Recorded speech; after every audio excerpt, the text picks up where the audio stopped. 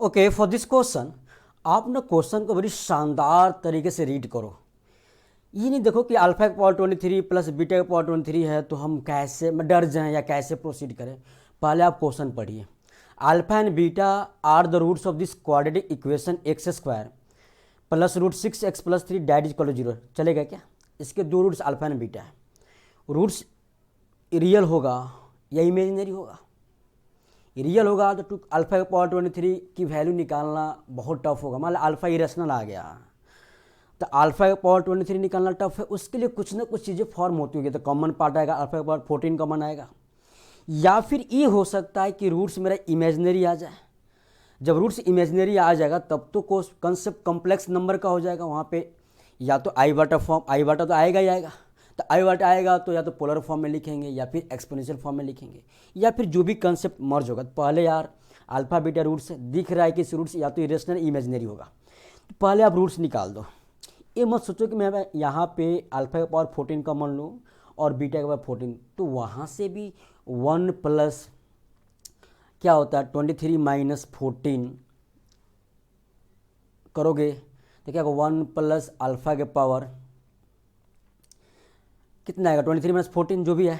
तो मैंने क्या बोला यहाँ पे कि आप रूट्स निकालो। यहाँ पे अल्फा क्या आएगा, alpha is equal to minus b minus root 6 plus minus alpha comma beta b square minus 4ac 6 minus 12 upon 2a। So that is equal to this is minus root 6 plus minus root 6 iota by 2। अब मेरे पास ना alpha beta आ गया था। Alpha आया, alpha is equal to from where alpha is equal to minus root 6 by 2 plus root 6 iota by 2 and beta that is equal to minus root 6 by 2 minus root 6 by 2 iota. अब तो मेरा roots क्या आ रहा है, imaginary आ रहा है। तो मुझे तो दिख गया कि भाई इसको यूलर फॉर्म में कन्वर्ट करो या पोलर फॉर्म में, क्योंकि अगर आपने पोलर फॉर्म में या यूलर फॉर्म में कन्वर्ट कर दिया ना तो डी मोमस थ्योरम के अकॉर्डिंग हम अल्फा का पावर 23 और बीटा का पावर 23 फाइंड आउट कर सकते बड़ी सिंपल बात है। तो पहले ना इसको अगर आपको यूलर फॉर्म में या पोलर फॉर्म में कन्वर्ट करना है तो पहले first need to find either argument of alpha या फिर एम्पलीट्यूड ऑफ अल्फा। अब कुछ भी निकालो आंसर सेम आने वाला है। या तो आर्गूमेंट फाइंड आउट करो या फिर एम्पलीट्यूड। तो आर्गूमेंट में एम्पलीट्यूड में क्या डिफरेंस होता है कि argument could be anything. Amplitude minus pi pi के बीच में होता है और principal value of argument is called amplitude. तो Z is equal to X plus I वाटा वाई है तो टैन थीटा, थीटा क्या होता है अगर आर्गूमेंट है तो थीटा टैन या एम्पलीट्यूड है तो टैन थीटा क्या होता है mod of y by x. यानी थीटा निकाल लो, थीटा मान लो आ गया यहाँ पे अल्फा। और फिर हम अगर एम्पलीट्यूड निकालना है argument for both the cases, for दोनों के लिए हम देखते हैं कॉरस्पॉन्डिंग पॉइंट किस क्वाड्रेंट में है, उसके बिहाफ में हम आर्गूमेंट लिखेंगे या फिर एम्पलीट्यूड लिखेंगे। तो अगर मैं यहाँ पे थीटा निकालूँ, टैन थीटा निकालूँ, tan theta is equal to mod of root 6 by 2 upon minus root 6 by 2 that is equal to 1। Theta is pi by 4 और थीटा अगर पाई बाई 4 है ब्रदर तो अल्फा के लिए मेरा मैं यहाँ पे आर्गूमेंट नहीं लिख रहा है, एम्पलीट्यूड लिख रहा। तो थीटा तो मेरा किस क्वाड्रेंट में, सेकेंड क्वाड्रेंट में argument and amplitude both are same चीज़। क्या होता है pi minus theta.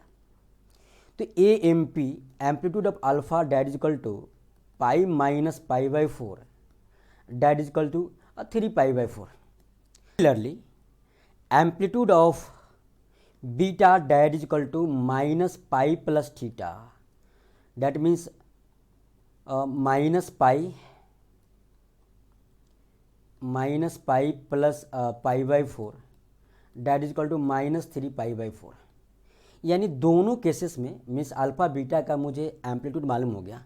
Now we have to write in polar form because हम ना डी मोमस थ्योरम लगा सकते हैं। तो एज वी नो क्या होता है, मैं बोलूँ कि अल्फा को लिखूँ मैं तो क्या होता है मॉड जेड, यानी इसका जो मैग्नीट्यूड होगा अल्फ़ा का मॉड ऑफ अल्फ़ा वो क्या होगा 6 प्लस 6 12 यानी 6 by 4 plus 6 by 4 that is equal to this is amplitude of alpha mod of alpha that is equal to का स्क्वायर रूट क्या होगा 12/4√3। तो मैं अल्फ़ा को पोलर फॉर्म में लिखूँ तो क्या mod of Z in √3 into cos of 3π/4 plus आई बटा sine 3π/4। Similarly for beta √3 into cos of minus theta cos of 3π/4 minus आई बटा sine 3π/4 because sine minus theta क्या होता है minus sine theta, sine minus theta minus sine theta. ना मुझे निकालना है alpha to the power 14 क्या अल्फा के पावर 23 प्लस बीटा के पावर 23। तो alpha to the power 23 plus beta to the power 23 that is equal to, अच्छा इसमें क्या दिख रहा है बीटा में तो माइनस के साथ साइन आएगा, और दूसरी चीज़ मैंने बोला कि कॉस थीटा प्लस आई बटा sine theta whole to the power N, और एन मेरा इंटीजर्स है तो क्या लिखते थे हम कॉस एन थीटा प्लस आई बटा sine N theta using De Moivre's theorem. So from here we have to write alpha to the power 23 plus beta to the power 23 that is equal to √3 whole to the power 23 into cos of 23 into 3π/4 plus आई बटा sine 23 into 3π/4 plus √3 whole to the power 23 cos of 23 into 3π/4, यहाँ पे minus होगा minus sign 23 into 3π/4। तो चीज़ें क्या है, चीज़ें ये है कि दिस गेट कैंसल है क्या। तो भाई बड़ी सिंपल बात आ गई, यहाँ पे क्या है कि √3 to the power 23 into 2 times cos of 69π/4 हमने निकाला। अब मुझे चाहिए alpha to the power 14 plus beta to the power 14, मैंने अलग अलग निकाल लिया।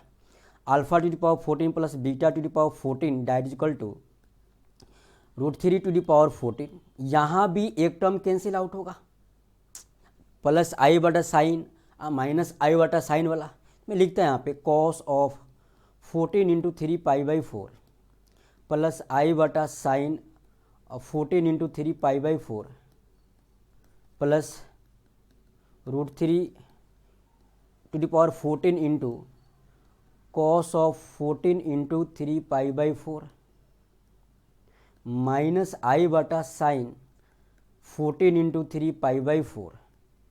हियर दिस गेट कैंसल, ठीक है।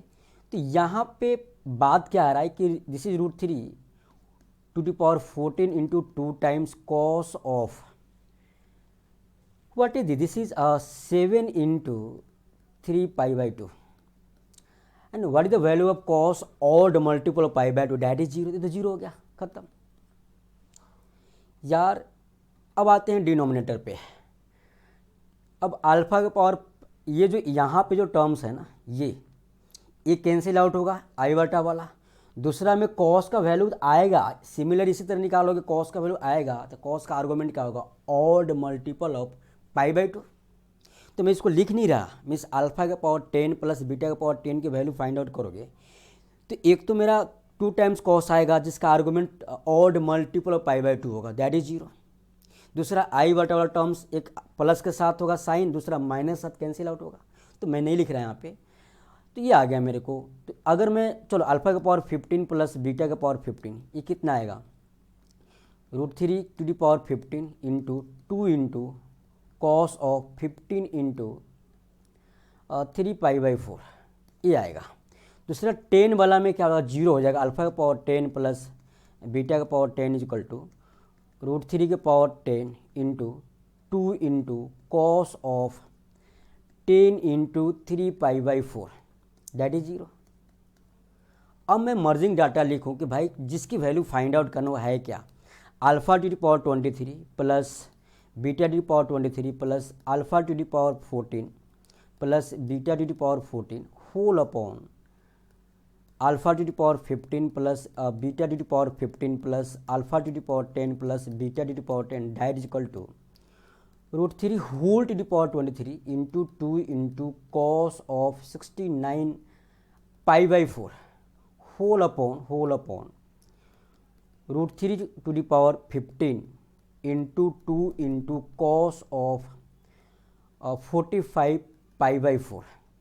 ठीक है, so that is equal to from here this is base same है, पावर सब्ट्रैक्ट होगा। So √3 to the power 8 cos of 69 pi by 4 whole upon cos of 45 pi by 4। मेरे भाई ये दोनों का वैल्यू सेम ही आएगी तो कैंसिल आउट होगा। अब तो मुझे पूछोगे सर दोनों की वैल्यू कैसे सेम आएगी, तो ट्रिगोमेट्रिक फंक्शन का यूज होगा यहाँ पे। कैसे, तो कॉस को हमने ऐसे लिखा, cos of that is equal to ये क्या होगा √3 के पावर 8, √3 के पावर 8 को क्या लिखो 3 के power 4, 3 to the power 4। This is cos of, मुझे ट्रिगोमेट्रिक सीरीज में क्या बताया था कि या तो हम pi plus minus theta form करो, या 2 पाई प्लस माइनस थीटा, या pi by 2 plus minus theta, या फिर 3 pi by 2 plus minus theta, ये फॉर्म करना होता था। और pi by 2 plus minus theta, 3 pi by 2 plus minus theta, या इवन मैं ऐसे बोलूँ कि पाई बाई 2 का मल्टीपल ऑड है तो ट्रिगोमेट्रिक सीरीज चेंज करता था। अगर पाई बाई 2 का मल्टीपल इवन है तो ट्रिगोमेट्रिक सीरीज चेंज नहीं करता था, ये बताया था हमने। तो मैंने क्या किया, इसी फॉर्मेट में फॉर्म किया। तो कॉस ऑफ 69 पाई बाई 4 को क्या लिखूँ मैं, cos of 17 pi plus pi by 4। Similarly whole upon cos of this is 11 pi plus pi by 4। मेरा मर्जिंग डाटा हो गया। अभी मैं बोलूँ कि पाई, इसको क्या लिखूँगा, pi by 2 into 34, pi by 2 into 22, यानी पाई बाई 2 का मल्टीपल इवन है तो ट्रिगोमेट्रिक सीरीज नहीं चेंज करेगा। अब बात क्या है कि 17 पाई प्लस पाई बाई 4 किस क्वाड्रेंट में होगा, ये देखना है आपको। ये किस क्वाड्रेंट में होगा उसके अनुसार प्लस माइनस साइन मर्ज होता है। तो 17 पाई मीन्स हम इसको ऐसे लिख दे क्या कि आप देखो ना, यहाँ पे 4 से डिवाइड करोगे तो रिमाइंडर 1 आएगा, यानी दिस इज 1 कंप्लीट साइकिल। कितने साइकिल जा रहा है, 16 इंटू 4 यानी 17 बाई 4, एक रिमाइंडर 4 साइकिल। तो 1 2 3 4 यहाँ रुकेगा, प्लस पाई यहाँ आएगा, plus pi by 4 third quadrant में, यही हो रहा है ना। फिर 17 पाई मैं बोलूँ 17 पाई कहाँ पे लाई करेगा, पॉजिटिव एक्स एक्सिस या नेगेटिव एक्स एक्सिस पे। तो 17 को हम 4 से डिवाइड किया, रिमाइंडर 1 आया, यानी पाई बच रहा है। तो यानी 4 साइकिल कंप्लीट करने के बाद एक पाई यहाँ आएगा, अब plus pi by 4 third quadrant में। तो थर्ड क्वाड्रेंट में जाएगा तो कॉस क्या होता है नेगेटिव, और यहाँ पे सीरीज नहीं चेंज होगा, 3 के पावर 4 का 81, तो क्या होगा minus of cos of pi by 4 whole upon यहाँ भी सेम काम करना आपको। 11 को हमने डिवाइड किया 4 से, रिमाइंडर आया 3, तो रिमाइंडर 3 आया। तो ये जो चीज़ें हैं ना, जैसे आपने क्या रिमाइंडर 3 आया तो कितना साइकिल, एक साइकिल। अगर ये रिमाइंडर 0 आता, 12 होता तो यहाँ रुकता, एक पाई यहाँ आएगा, फिर पाई प्लस 4 थर्ड क्वाड्रेंट में होगा। तो यहाँ भी क्या होगा minus of cos of pi by 4, तो दिस गेट कैंसल। तो आंसर क्या रहा मेरा 81, this is required answer, right.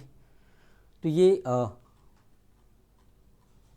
कौन सा ऑप्शन राइट है, तो option D is correct option.